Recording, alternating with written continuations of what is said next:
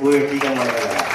मैं बधाई देना चाहता हूँ कलेक्टर साहब को, जिन्होंने तत्काल अपनी सूझबूझ का परिचय देते हुए मुझे बुलाया, उससे कहा कि आप विधायक निधि से 20 लाख रुपए दीजिए। मैंने तत्काल 20 लाख रुपए दिए और फिर कलेक्टर साहब बोले कभी इनको एडवांस देते हैं, इसके बारे में बैठक बुलाएंगे और जो जनता ने हमें 20 लाख रुपए दिया है उसका उपयोग हम ऑक्सीजन प्लांट में करेंगे। इसके बाद कलेक्टर साहब ने आपको आह्वान किया जनपद और जिला पंचायत के अधिकारियों से, उन सब ने भी मिलकर हमें 5 लाख रुपए की राशि दी, जिससे 45 लाख रुपए में ऑक्सीजन प्लांट लगा।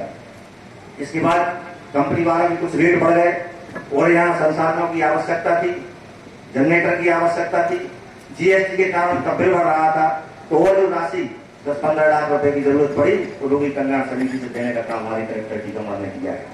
आज मुझे बड़ी खुशी हो रही है कि जिनके पैसा ऑक्सीजन प्लांट में लगा है, जिनने सहयोग दिया है, मैं इस मंच के माध्यम से उनको हृदय से धन्यवाद देना चाहता हूं और भगवान से प्रार्थना करता हूं कि जिस खुले मन से उन्होंने हमें दान दिया है, उसी खुले मन से भगवान उनका भंडार भरा रहे, उनके बच्चे सुखी रहे, उनका परिवार सुखी रहे। आज कलेक्टर साहब की सूझबूझ से विधायक निधि जन सहयोग से ऑक्सीजन प्लांट स्थापित हुआ है। इसके लिए पूरी नगर की जनता को, यहाँ के जनप्रतिनिधियों को, कलेक्टर साहब को, एसडीएम, तहसीलदार साहब, हमारी जो पूरी टीम, स्वास्थ्य विभाग की पूरी टीम जो है दिन रात लगी रही है, मैं इनकी वजह से धन्यवाद देना चाहता हूँ। मुझे आज बड़ी प्रसन्नता हो रही है कि जो उन लोगों के लिए जवाब है जो फेसबुक पे लिखते थे कि पैसा कहाँ गया, पैसा को लाके दीजिए घर चला गया। माने जब भी कोई अच्छा काम करने जाती है तो कहीं ना कहीं लोग विघ्न बाधा उत्पन्न करते हैं। मैंने पूरे इस कोरोना काल में बताने की कोई जरूरत नहीं है कि क्या किया और क्या नहीं किया, लेकिन जो किया है वो जनता के सामने। यदि नहीं किया होता तो हम परेशान भी नहीं होते। परेशान भी इसलिए हो गए कि हमने मेहनत की, लेकिन हम परवाह इसलिए नहीं करते कि दीन ही सबको लगे, दीन लगे ना कोई जो दीन को लगे, दीन बंद सबको। हम भगवान के समान नहीं है ना, हम कह रहे हैं, लेकिन जो जनता है वो भगवान रूपी है और हमें वो देखती है कि कहीं ना कहीं हम उनके काम आ सकते हैं। तो हमने वो काम आने का काम किया है और जितना इस कोरोना काल में बन सका है मैंने किया है।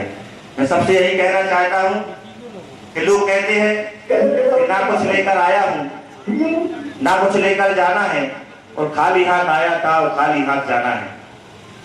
कोई भी व्यक्ति ऐसा नहीं है जो इस दुनिया में शायद गर्व से कह सके कि मैं खाली हाथ आया था और खाली हाथ जाना है। व्यक्ति जब इस दुनिया में जन्म लेता है उसी दिन से ऑक्सीजन लेना शुरू कर देता है।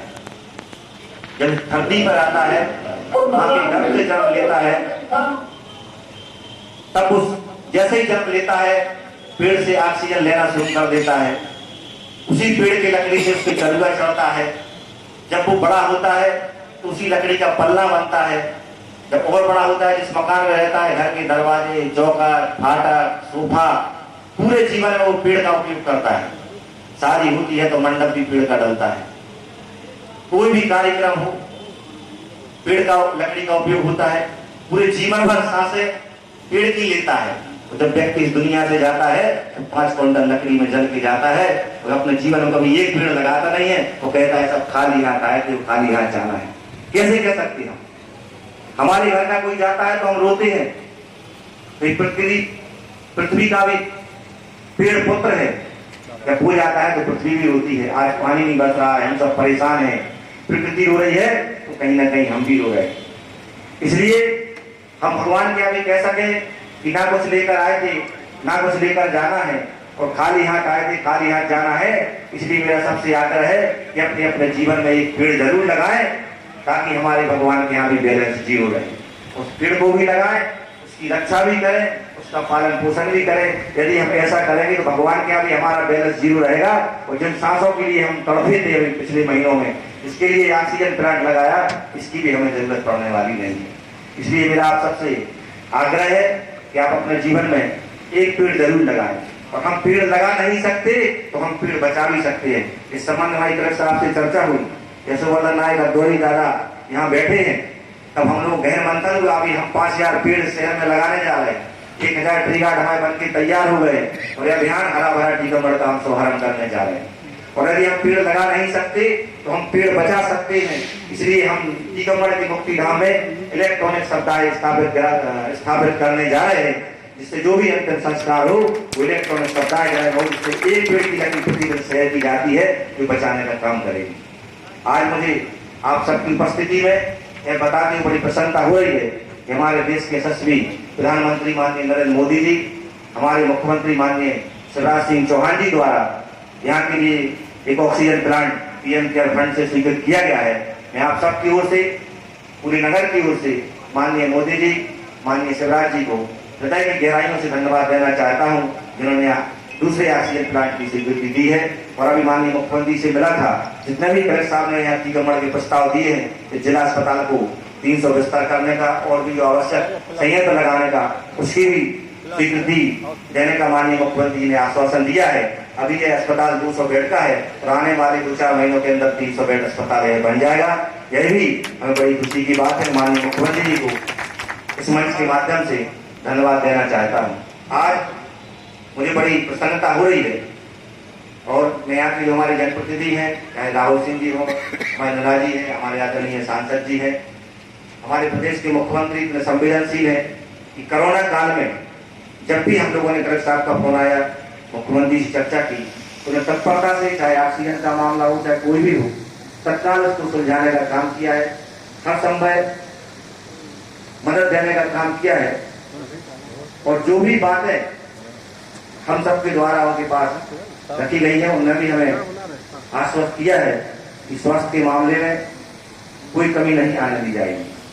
कोरोना काल में जितनी मेहनत हमारे विधायक जी ने की है, नंदा जी ने की है, हमारे भारतीय जनता पार्टी के सभी पदाधिकारियों ने की है, पूरे संगठन के लोगों ने की है और अस्पताल के उन सभी डॉक्टर्स को धन्यवाद देना चाहता हूँ जो फोन पर भी उपलब्ध रहते थे और तत्काल सहयोग करते थे। वैसे डॉक्टर्स को, पूरी नर्स बहनों को, पूरे स्टाफ को, हमारे हर्षल चौधरी जी, जैसे तो कई बार हमारी हॉट टॉप भी हो जाती थी कि एक इंजेक्शन भी नहीं आप हमें दिला पा रहे, बोले नहीं विधायक जी शांत रहिए। पूरे समय सबने सहयोग इस पुनीत काल में किया है, उसके लिए मैं सबको हृदय से धन्यवाद देना चाहता हूँ। और कलेक्टर साहब हमारे सम्मानीय जनप्रतिनिधि उपस्थित हैं, उन सबसे मैं अनुरोध करना चाहता हूँ एक ऐसा विशेष कार्यक्रम रखा जाए जिसमें अस्पताल के जो छोटे से छोटे कर्मचारी हैं, जिन लोगों को हम उठा नहीं पा रहे थे, छू नहीं पा रहे थे, मिल नहीं पा रहे थे, उनको अंतिम संस्कार करने का काम यहाँ के आउटसोर्स के कर्मचारी, नगर पालिका के कर्मचारी, सफाई कर्मचारी ने किया है।